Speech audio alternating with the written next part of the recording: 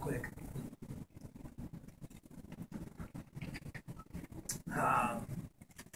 Obviously a lot of different thoughts over the last few hours as you're trying to digest all of it. The one thing, and I told my wife this, I unequivocally, feel like this is a much better place than when we started March 29th, 2012 on a lot of fronts. And, I'm really, we really focused on trying to do it with integrity. We did that. We focused on trying to help these guys, our players, grow as people, students, and athletes. That was not a cliche. That was real.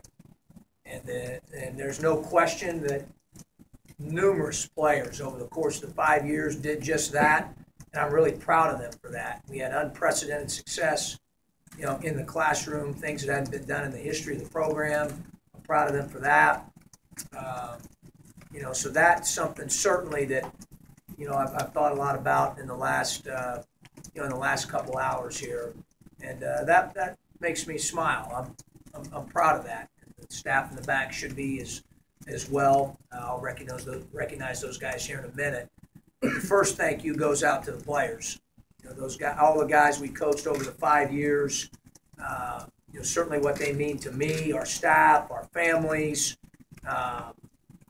Great respect for those guys, battling through a lot of different things over the 5 years, different challenges, some of which were clearly outside of their control, and the way that they fought, my goodness. And obviously you saw that here at the end of this season. I'm just really proud of their fight and the way that they just had a never die attitude. And very appreciative of that. Certainly will be forever. I told those guys today when I met with them, once I coach you, you're in for a lifetime. So I'm really proud of the players, and certainly want to start by thanking them. I want to thank our staff, many of which is in the back. Some of our support staff's back there as well, the greatest staff and support staff, and those guys busted their tail, really committed to what we were doing and how we were doing it, and what we were building. And I felt very, very excited about that. And those guys were certainly a big part of it. I also want to thank our loyal, unconditional fans. I'm very appreciative of them. There's a lot of them, just a lot of them. And so we're very thankful for them. And then I want to thank my family. I've got a great family. My wife, Allison, is a rock. My 3 kids, to get a chance to, Kate was born here. In fact, her birthday's in 2 days. Here on Monday, she'll be 2 years old. We'll have fond memories of that, certainly many more. My boys, the opportunity they got to be around the program and around the university, and here in Champaign-Urbana, the relationships that we developed.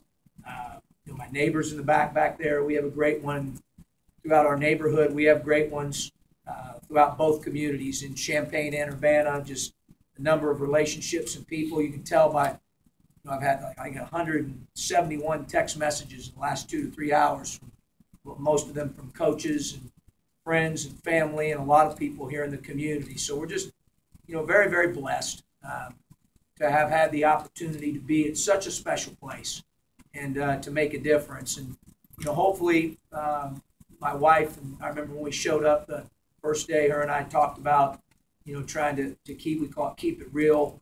And, we're here to impact people in the community first and foremost. This thing's about relationships. It's about people. It's always about people. It's always about relationships. And, hopefully in some small way, the Champaign-Urbana community feels like we've, given something, because they've certainly given a lot to us, and we're very thankful for that. Questions? Surprised you that I just didn't have a statement. Questions, didn't it? Starbucks. Yeah. Is usually surprising. Yeah. But that's okay. Like I told him, he has, I've got great respect for him, and he has the right to make any decision that he deems that he wants to make. So I certainly respect him and the decision that he made. John, what's next? Why do you think this hasn't built up to what you wanted it to be here?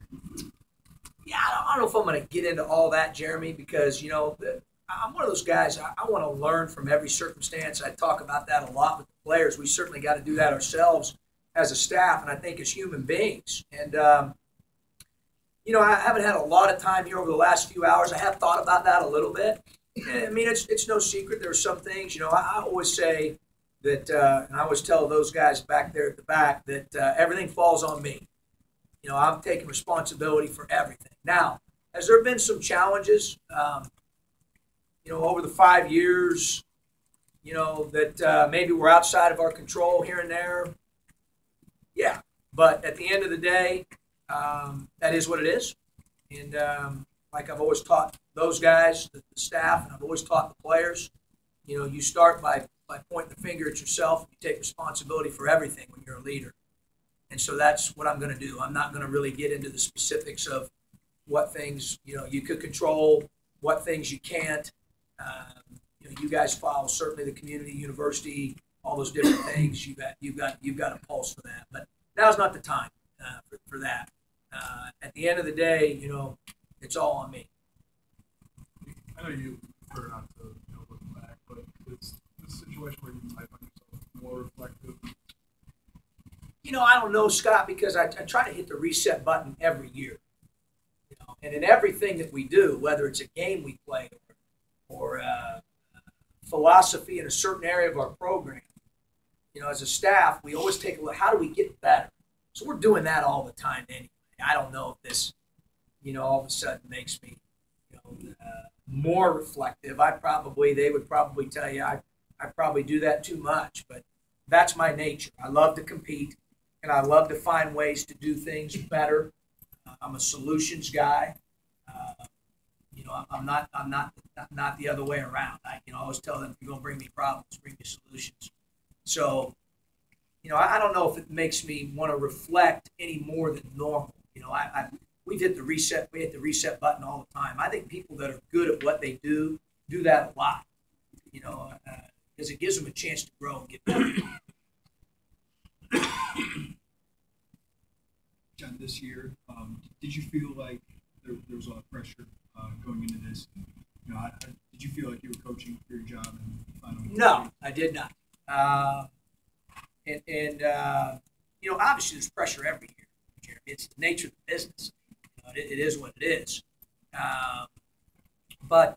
No, I every day I woke up, got my cup of coffee, and went to work. And really did, the best job we could to keep our guys focused. I think it's probably harder when you're 18 to 22 years old, but we talked about that before in here. But keeping them focused. But for me, it was one day at a time. My wife's great with that stuff. She really reminds me of that. She's a good checks and balance person for me. And we just took it one game at a time. We did. I think it's a big reason why we played so well late. I do. I think those guys really understood the importance of every day and how every day mattered and how they prepared. And that was something they started living out, and I think that's going to serve those guys well, not only now, but, hopefully this next week, and hopefully, as their careers move forward, some of them, and hopefully in life. John, you have the 9th grade recruiting class in the country. How hard is that to walk away from, and what would you have to say to those guys? Oh, it's hard. Derek, I'm not going to act like it isn't. We work really hard to, those guys work really hard to put that class together. But I'll have a conversation with them soon. Is there anything you would have done differently if you could do it again in recruiting or taking this? I don't have any regrets, right? Just because of the way we do things, man. I said that I don't mean to be redundant. We go at it. We compete every day. We fight. Sometimes you make decisions. It's easy to, reminds me of I can't remember if it was one of you guys or someone else. I think someone asked me the question a few years ago. We played zone the whole second half against Michigan in the comeback. We were leading. And so the players in the huddle, they wanted to play man on that last possession. I rode with the guys, which I would do again, by the way. And someone asked me after the game, they said, hey, would you wish you went zone on that possession? Yeah, I do now. Now that I know the outcome. It's easy. It's easy to do that once you know the outcome. I think when real bullets are flying and you're making real time decisions, you have to rely on your experience, what it's taught you. We did that a lot. There was always, I can assure you, there was always a plan behind every single thing that we did and that we do. Everything's very well thought out. Did you want to coach in the NIT, John? Yes. Yeah, I did, but that was not my choice. How do you move on for this? What's next for you? It's a great question. What I do know is that my wife was worried about my daughter's birthday party on Monday, whether I'd be there or not. I will be there. My son plays in a concert on Tuesday night, and he's played in a couple others, and I've had to miss both those. He plays the trumpet, and I'm going to be at that as well. I do know that. I'm gonna pray about it. Obviously, I'm not a guy that necessarily predicts future. You guys know that about me. But one thing I do know is I love to compete. I love competition. I love coaching. Love the game of basketball. And more importantly than that, I love building relationships, impacting people, building teams, getting guys to understand, what it takes, how hard they have to fight, and to do that together. I enjoy that. That I do know. So what comes out of that, we'll see. When you get a chance to talk to those recruits, you're still going to push the fact that you're from Illinois and honor that commitment that they've made. Oh, absolutely. Yeah, obviously I said this is a special place. I wish this place nothing but success. It's a great place. I feel privileged to have had an opportunity to coach on that sidelines here for 5 years. What would it like to get Malcolm players to come around for this entire career here? What was that? It's like knowing you went through ups and downs with them for quite a while. Yeah, what's hard, obviously, I love those guys. I love them. But as I told them, the most important thing is that they fight. They keep fighting. That's what they've done. A lot of people had about passion a while back. So they fight, and that's what they've got to continue to do. And I'm confident that they will. Anything else for John today? Coach was speaking today, sort of in your eyes, a way to thank people that have been around you. Is that your sort of main goal? Yeah, I did that earlier. Obviously, relationships are what this thing's about. We've got a lot of great ones, man, over the 5 years. Even with you guys. So we've, it's like I said, it's been a privilege. It's been a real blessing. I know, my wife feels that way. And I talked here as this thing unfolded rather quickly this afternoon. We're grateful. What we immediately did was pray. Just thank God for the opportunity that we had to be here and be around so many different people that we develop special relationships with. And like I said, our hope is that numerous people have impacted us at a very, very high level. That's what's made it fun to be here. We hope that in some small way we impact at least 1 or 2 people. John, what do you see next for you? We asked a question there in the back. We'll see, Derek. We'll see. Like I said, I love to compete. Love building teams. Relationships are important to me. I enjoy all those things.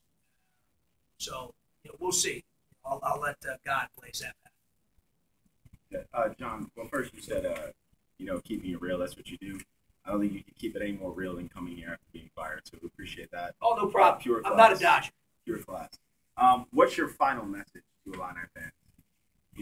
What I said earlier, I really do believe, especially with, these guys, by no means am I trying to turn the page on them. They still got basketball to play this season. And there's not going to be anyone that's a bigger fan of those guys than me now. So they've got to come out and fight. I'm confident that they will. But I also know who's coming back, who's on that, who was recruited.